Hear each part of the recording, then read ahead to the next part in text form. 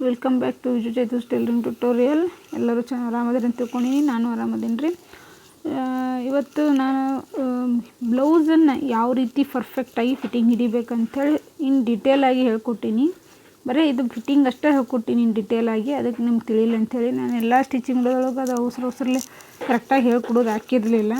ಅದಕ್ಕೆ lengthy video ಆಗುತ್ತೆ ಅಂತೇಳಿ ಬರೀ ನಾನು ನಿನ್ನೆ ದಿವಸ ಫ್ರಂಟ್ ಪಾರ್ಟನ್ನು ಯಾವ ರೀತಿ ಮಾಡಬೇಕಂತ ಹೇಳ್ಕೊಟ್ಟೀನಿ. ಬ್ಯಾಕ್ ಪಾರ್ಟ್ ಅಂತೂ ನಾರ್ಮಲ್ ಆಗಿರುತ್ತೆ, ಅದರದ್ದು ಒಂದು ವಿಡಿಯೋ ಹಾಕ್ತೀನಿ.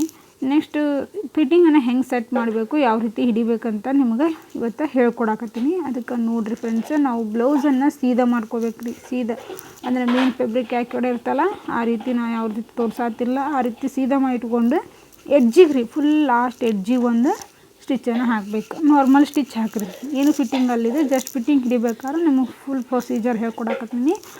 ಅಂದರೆ ಇದು ಯಾಕೆ ಮಾಡಾಕತ್ತೀನಿ ಅಂದ್ರೆ ಓವರ್ಲಾಕ್ ಮಷಿನ್ ಇರಂಗಿಲ್ಲ ರೀ. ಓವರ್ಲಾಕ್ ಮಷಿನ್ ಇರಲಾರ್ದವರು ಈ ರೀತಿ ನೀವು ಫಾಲೋ ಮಾಡಿದ್ರಿ ಅಂದ್ರೆ ನಿಮಗೆ ಕರೆಕ್ಟಾಗಿ ಬರುತ್ತೆ. ಈಗ ಬಟ್ಟೆ ಗುಂಜು ಬಿಚ್ಚೋದಿದ್ದು ಅಂದರೆ ಈ ರೀತಿ ನೀವು ಫಾಲೋ ಮಾಡಲೇಬೇಕು. ಓವರ್ಲಾಕ್ ಮಷಿನ್ ಇತ್ತಂದರೆ ಏನಿಲ್ಲ, ಜಸ್ಟ್ ಡೈರೆಕ್ಟಾಗಿ ನೀವು ಫಿಟ್ಟಿಂಗ್ ಮಾಡಿರಿ. ಈಗ ಸ್ಟಾರ್ಟ್ ಬಿಸ್ನೆಸ್ ಇದ್ದವ್ರ ಕಡೆ ಯಾರ ಕಡೆನೂ ಆಲ್ಮೋಸ್ಟ್ ಇದು ಇರೋದಿಲ್ಲ, ಓವರ್ಲಾಕ್ ಮಷಿನ್ ಇರೋದಿಲ್ಲ. ಅದಕ್ಕೆ ನಾವೇನು ಮಾಡೋಣ, ಈಗ ಸಿಂಪಲ್ಲಾಗಿ ನಮ್ಗೆ ಈಸಿ ಒಳಗೆ ಚೀಪ್ ಆ್ಯಂಡ್ ಬೆಸ್ಟ್ ಒಳಗೆ ನಾನು ನಿಮಗೆ ಹೇಳ್ಕೊಡಕತ್ತೀನಿ. ಈ ರೀತಿ ಫಿಟ್ಟಿಂಗ್ ಮಾಡಿ ಈ ರೀತಿ ಒಂದು ಮೆಥಡನ್ನು ಹೇಳ್ಕೊಡತ್ತೀನಿ. ಅದನ್ನು ಹೊಳ್ಳೆ ಟರ್ನ್ ಮಾಡ್ಕೋಬೇಕು ರೀ. ಉಲ್ಟಾ ಲೈನಿಂಗ್ ಕಡೆ ಏನು ಮಾಡಬೇಕು, ಟರ್ನ್ ಮಾಡ್ಕೋಬೇಕು. ಟರ್ನ್ ಮಾಡಿಕೊಂಡು ಮತ್ತೆ ಎಡ್ಜಿಗೆ ಒಂದು ಸ್ಟಿಚ್ಚನ್ನು ಹಾಕ್ಕೋಬೇಕು. ಮತ್ತು ಎಡ್ಜಿಗೆ ಒಂದು ಸ್ಟಿಚ್ ಹಾಕ್ಕೋಬೇಕು. ಎಡ್ಜಿಗೆ ಒಂದು ಸ್ಟಿಚ್ ಹಾಕ್ಕೊಂಡು ಕರೆಕ್ಟಾಗಿ ಅದೇನು ಟರ್ನ್ ಮಾಡಿದ ಕೂಡ ಏನು ನಮಗೆ ಎಡ್ಜ್ ಸಿಗುತ್ತಲ್ಲ ಅಲ್ಲೊಂದು ಸ್ಟಿಚ್ ಹಾಕ್ಕೋಬೇಕು. ಈಗ ಹಾಕ್ಕೊಂಡ್ಮೇಲೆ ನಾನು ಮೇನ್ ಇಂಪಾರ್ಟೆಂಟ್ ಪಾರ್ಟ್ ಏನಪ್ಪ ಅಂದರೆ ಈಗ ಫಿಟ್ಟಿಂಗ್ ಹೇಳ್ಕೊಡ್ತೀನಿ. ಫಿಟ್ಟಿಂಗನ್ನು ನೋಡಿರಿ ಫಸ್ಟ್ ಪರ್ಫೆಕ್ಟಾಗಿ ಡೀಟೇಲಾಗಿ ವಿಡಿಯೋನ ನೋಡಿರಿ. ಆಮೇಲೆ ನೀವು ಬ್ಲೌಸಿಗೆ ಹಾಕಕ್ಕೆ ಟ್ರೈ ಮಾಡಿರಿ. ಅವಾಗ ನೀವು ವಿಡಿಯೋ ನೋಡ್ಕೊತ ಪೌಸ್ ನೋಡ್ಕೋತಾ ಮಾಡಿರಿ. ಫಸ್ಟ್ ನೀವು ವಿಡಿಯೋನ ಪೂರ್ತಿ ನೋಡ್ಕೋದು ಅಂದ್ರೆ ತಿಳಿತೈತಿ. ವಿಡಿಯೋ ನೋಡ್ಬೇಕಾದ್ರೆ ಮತ್ತು ಅದು ಏನರ ವೇರಿಯೇಷನ್ ಆಗಿತ್ತು ಅಂದರೆ ಇಲ್ಲಿ ಮಾಡ್ಬೇಕಾಗಿತ್ತು, ಹಿಂಗೆ ಮಾಡ್ಬೇಕಾಗಿತ್ತು ಅಂತ ಆಗ್ತೈತಿ. ಅದಕ್ಕೆ ಫಸ್ಟ್ ವಿಡಿಯೋನ ನೋಡ್ಕೋರಿ. ಆಮೇಲೆ ನೀವೇನು ಮಾಡಿರಿ,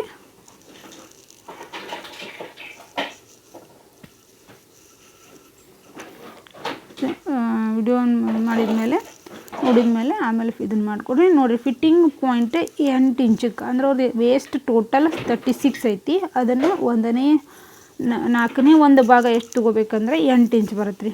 ಹೌದಾ, 8 4 36, ಅದ್ರದ್ದು ಒಂದು ಭಾಗ ಎಷ್ಟು ಅಂದರೆ 8 ಇಂಚ್. ಕರೆಕ್ಟ್ ವೇಸ್ಟ್ 8 ಇಂಚಿಗೆ ಮಾರ್ಕ್ ಹಾಕ್ರಿ. ಯಾವಾಗಲೂ ಫಿಟ್ಟಿಂಗ್ ಮಾಡ್ಬೇಕಾದ್ರೆ ನಿಧಾನವಾಗಿ ಮಾಡಿರಿ, ಅವಸರ ಮಾಡಬೇಡ್ರಿ.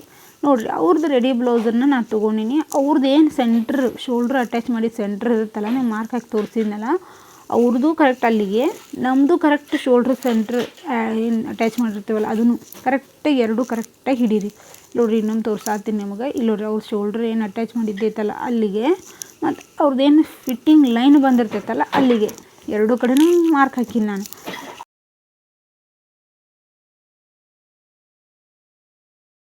ಸೇಮ್ ನಮ್ಮ ಬ್ಲೌಸಿಗೆ ನಾ ಸ್ಟಿಚ್ ಮಾಡೀನಲ್ರಿ ಆ ಬ್ಲೌಸಿಗೂ ಮಾರ್ಕ್ ಹಾಕತ್ತೀನಿ. ನಮ್ಮ ಶೋಲ್ಡ್ರ್ ಜಾಯಿಂಟ್ ಮಾಡಿದ ಸ್ಟಿಚ್ಚಿಂಗ್ ಇರುತ್ತಲ್ಲ ಅಲ್ಲಿಗೆ ಹಿಡ್ಕೋಬೇಕು.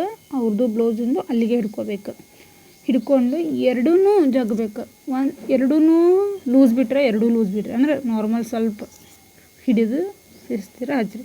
ಇಲ್ಲಾಂದರೆ ನಾವು ರೆಡಿ ಮಾಡಿದ ಬ್ಲೌಸೂ ಜಗ್ಬೇಕು, ಅವ್ರ ಬ್ಲೌಸ್ ಏನೈತಲ್ಲ ಅದನ್ನು ಜಗ್ಗಿನ ಹಿಡಿಬೇಕು. ಒಂದು ಹಿಡಿದು ಒಂದು ಲೂಸ್ ಬಿಡೋದು ಮಾಡಿದ್ರೆ ನಮ್ಮ ಫಿಟ್ಟಿಂಗ್ ಕರೆಕ್ಟಾಗಿ ಬರೋಂಗಿಲ್ಲ. ನೋಡಿರಿ ನಾನು ಕರೆಕ್ಟಾಗಿ ಅವ್ರದ್ದೇನು ಫಿಟ್ಟಿಂಗ್ ಪಾಯಿಂಟ್ ಲೈನ್ ಬಂದಿತ್ತಲ್ಲ ಅಲ್ಲಿಗೊಂದು ಮಾರ್ಕ್ ಹಾಕ್ಕೊಂಡೆ. ನೋಡಿರಿ ಅವ್ರದ್ದು ಇದು ಬ್ಲೌಸಿನ ಸ್ಲೀವ್ ಫಿಟ್ಟಿಂಗ್ ಅವ್ರದ್ದು ಏನೈತಲ್ಲ ಅದೇ ಲೈನಿಗೆ ನೋಡಿರಿ, ಅಲ್ಲಿ ವೈಟ್ ಕಲರ್ ಐತಲ್ಲ ಅಲ್ಲಿ ನೋಡಿರಿ ಕರೆಕ್ಟಾಗಿ ಅವ್ರದ್ದು ಎಲ್ಲಿಗೆ ಐತಲ್ಲ ಅಲ್ಲಿಗೆ ಹಾಕೋರಿ.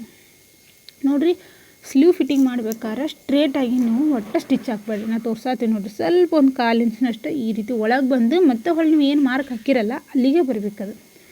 ಫಿಟ್ಟಿಂಗದು ಮಾರ್ಕ್ ಹಾಕಿರಲ್ಲ ಅಲ್ಲಿಗೆ ಬರಬೇಕು. ಜಸ್ಟ್ ಅಲ್ಲಷ್ಟೇ ಸೆಂಟ್ರ್ ಅಷ್ಟೇ ಸ್ವಲ್ಪ ಒಂದು 1/4 ಇಂಚ್ಗಿಂತ ಕಡಿಮೆ ಒಳಗಡೆ ಸ್ಟಿಚ್ ಬರಬೇಕು. ಈ ರೀತಿ ಬಂತಪ್ಪ ಅಂದರೆ ನಿಮ್ಮ ಬ್ಲೌಸ್ ಫಿಟ್ಟಿಂಗ್ ಕರೆಕ್ಟಾಗಿ ಬರ್ತೈತೆ. ನೋಡಿರಿ ಅವ್ರದ್ದು ನಾನು ಸೆಟ್ ಮಾಡಿದ್ದು ಆರ್ಮೋಲ್ ರೌಂಡಿಗೆ ನಾನು ನಿಮ್ಗೆ ತೋರಿಸಿದ್ದು. ನೋಡಿರಿ ಚೆಸ್ಟ್ ರೌಂಡ್ ಕರೆಕ್ಟಾಗಿ ಬಂದೈತೆ. ನೋಡಿರಿ ಅವ್ರದ್ದು ಅಲ್ಲಿಗಿತ್ತು ಮಾರ್ಕ್ ಐತ್ರಿ ಅಲ್ಲೇ, ಅದಕ್ಕೆ ಕರೆಕ್ಟಾಗಿ ಬಂದೈತು. ಒಂದು ತಟ್ಟಿಗೂ ಹೆಚ್ಚು ಕಮ್ಮಿನೂ ಬಂದಿಲ್ಲ ರೀ. ಒಬ್ಬೊಬ್ರದ್ದು ಏನು ಆಗ್ತೈತಪ್ಪ ಅಂತಂದ್ರೆ ಆರ್ಮೋಲ್ ರೌಂಡ್ ಇಟ್ಟಿರ್ತೀವಿ ಫಿಟ್ಟಿಂಗ್, ಬಟ್ ಚೆಸ್ಟ್ ಸೈಜ್ ಕರೆಕ್ಟಾಗಿ ಬಂದಿರೋಂಗಿಲ್ಲ. ಯಾಕಂದ್ರೆ ನಾವು ಆರ್ಮೋಲನ್ನು ತೊಗೊಳ್ಳುವಂಥ ಮೆಜರ್ಮೆಂಟ್ ವೇರಿಯೇಷನ್ ಆಗಿತ್ತಂದರೆ ಈ ಪ್ರಾಬ್ಲಮ್ ಆಕೈತೆ. ಅದಕ್ಕೆ ಆರ್ಮೋಲನ್ನು ಕರೆಕ್ಟಾಗಿ ಇಟ್ಕೋರಿ. ನೀವು ಯಾವಾಗಲೂ ಬ್ಲೌಸ್ ಕಟ್ ಮಾಡ್ಬೇಕಾದ್ರೆ ಆರ್ಮೋಲ್ ಇಟ್ಕೋತಿರಲ್ಲ, ಭಾಳ ಕಡಿಮೆ ಇಟ್ಕೋಬೇಡ್ರಿ, ಭಾಳ ಜಾಸ್ತಿನೂ ಇಟ್ಕೋಬೇಡ್ರಿ. ಅವರು ಚೆಸ್ಟ್ ಸೈಜಿಗೆ ಎಷ್ಟು ಬೇಕು, ಎಷ್ಟು ಇದಾಗ್ತೈತಿ, ಸೂಟೇಬಲ್ ಆಗ್ತೈತಿ ಅಷ್ಟನ್ನು ಇಟ್ಕೊಂಡು ನೀವು ಮಾಡಿರಿ. ಇದೇ ರೀತಿನ ನೀವು 4 ಸ್ಟಿಚ್ಚನ್ನು ಹಾಕಿದ್ರಂದ್ರೆ ಫಿಟ್ಟಿಂಗ್ ಮಾಡೋದು ಮುಗೀತು ರೀ. ಫಿಟ್ಟಿಂಗ್ ಒಳಗೆ ಏನೂ ಇಲ್ಲ ರೀ, ಭಾಳ ಈಜಿ ಐತಿ.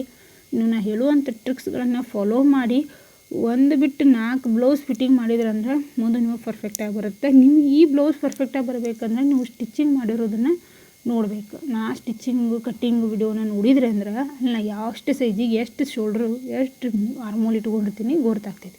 ನೋಡಿರಿ ಎಷ್ಟು ಕರೆಕ್ಟಾಗಿ ನಂದು ಸ್ಟ್ರೇಟ್ ಲೈನ್ ಬಂದೈತಿ,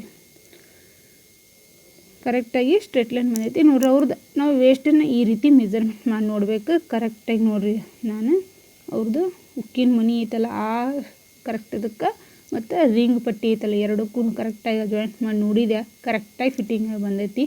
ನೋಡಿರಿ ಎಷ್ಟು ಕರೆಕ್ಟಾಗಿ ಸ್ಟ್ರೇಟಾಗಿ ನಿಮ್ಮ ಹೊರಗಾದ್ರೂ ನಮಗೆ ಒಂದು ಪ್ಲಸ್ ಪಾಯಿಂಟ್ ಏನಿದೆ ಐತಲ್ಲ ಆರ್ಮೋಲ್ದ ತೆಳಗೆ ಅಲ್ಲೇನಂತಂದ್ರೆ ನಮ್ಮದು ಕರೆಕ್ಟಾಗಿ ಪ್ಲಸ್ ಬರಬೇಕು, ಅಂದರೆ ಫಿಟ್ಟಿಂಗ್ ಕರೆಕ್ಟಾಗಿ ಬಂದೈತೆ ಅಂತ ನಮಗಲ್ಲೇ ಗೊತ್ತಾಗ್ಬಿಡ್ತೈತಿ.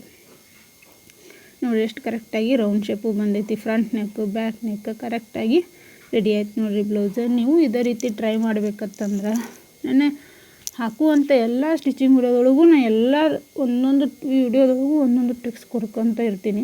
ನೀವೆಲ್ಲ ಟಿಪ್ಸನ್ನು ಫಾಲೋ ಮಾಡಿ ಕರೆಕ್ಟಾಗಿ ಬ್ಲೌಸ್ ಕಟ್ ಮಾಡಿದ್ರಂದ್ರೆ ನಾನು ಕರೆಕ್ಟಾಗಿ ಬ್ಲೌಸ್ ರೆಡಿ ಆಗ್ತೈತಿ.